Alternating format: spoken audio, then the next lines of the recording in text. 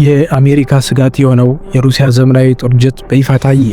ጠቅላይ ሚኒስትር ቤንያሚን ኔታንያሁ የአያቶላን አገዛዝ አስወግዱ የሚል መልእክት ለኢራናውያን ላኩ። ማህበረሰቡና ተቋማት ነዳጅን በከፍተኛ ቁጠባ እንዲጠቀሙ የገንዘብ ሚኒስትር አሳሰበ። እስከ መጨረሻው ድረስ አብራችሁን ቆዩ።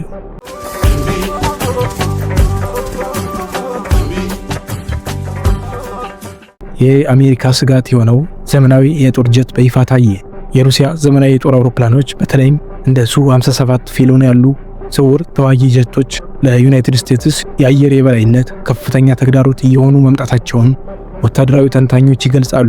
ይህ አውሮፕላን በራዳር የመታየት ዕድሉ እጅግ አነስተኛ ከመሆኑም በላይ በማንኛውም አቅጣጫ በፍጥነት የመጠምዘዝ ልዩ ብቃት ያለው በመሆኑ በአሜሪካ የደህንነት ክበቦች ዘንድ እንደ ትልቅ ስጋት ተቆጥሯል። ከቅርብ ጊዜ ወዲህ የወጡ ዘገባዎች እንደሚያመለክቱት ሩሲያ እነዚህን ጀቶች በሃይፐርሶኒክ ሚሳኤሎች በማስታጠቅ የጠላትን የአየር መከላከያ ስርዓቶች በቀላሉ ሰብሮ የመግባት አቅማቸውን አሳድጋለች። ይህም ፔንታጎን ነባር የራዳርና የመከላከያ ስልቶቹን በቢሊዮኖች የሚቆጠር ዶላር በማውጣት እንደገና እንዲያጤን አስገድዶታል።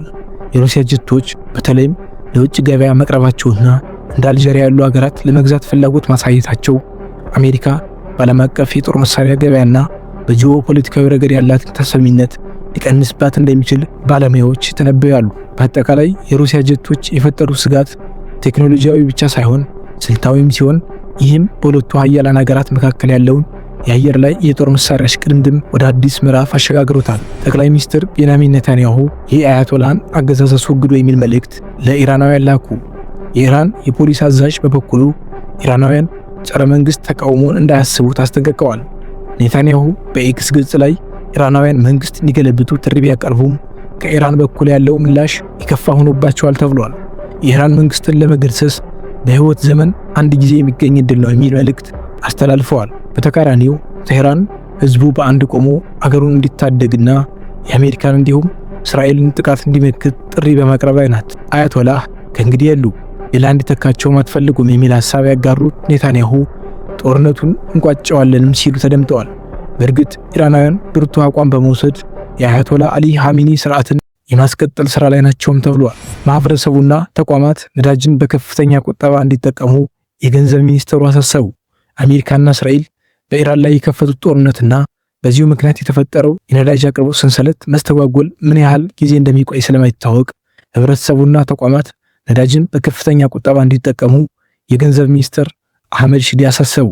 በጦርነቱ ምክንያት የታየውን የነዳጅ ዋጋ ጭማሪ አስፈሪ ሲሉ የገለጹት የገንዘብ ሚኒስተሩ መንግስት በቅርቡ ተጨማሪ የነዳጅ ቁጠባ እርምጃዎችን ይፋ እንደሚያደርግ አስታውቀዋል። የገንዘብ ሚኒስተሩ አህመድ ይህንን ማሳሰቢያ የሰጡት ትናንት ረቡዕ መጋቢት 2 2018 ዓ.ም የኢራን ጦርነት በነዳጅ አቅርቦት ላይ የፈጠረውን ቀውስና በአገር ውስጥ ያለውን የነዳጅ ሁኔታ በተመለከተ በሰጡት ጋዜጣዊ መግለጫ ነው። ሚኒስትሩ ይህንን መግለጫ የሰጡት መንግስት በነዳጅ የችርቻሮ ዋጋ ላይ እስከ 17 ብር የሚደርስ ጭማሪ ባደረገ ማግስት ነው። ማክሰኞ ይፋ በተደረገው የዋጋ ጭማሪ መሰረት 129 ብር ሲሸጥ የነበረው ቤንዚን 132 ብር ከ18 ሳንቲም ገብቷል። ተመሳሳይ ዋጋ የነበረው ነጭ ናፍጣ ደግሞ የ10 ብር ጭማሪ ተደርጎበት ዋጋው ወደ 139 ብር ከ84 ሳንቲም ከፍ ብሏል። ከፍተኛ የሆነው የ17 ብር ጭማሪ ያስተናገደው ኬሮሲን ደግሞ 146 ብር እንዲሸጥ ተወስኗል።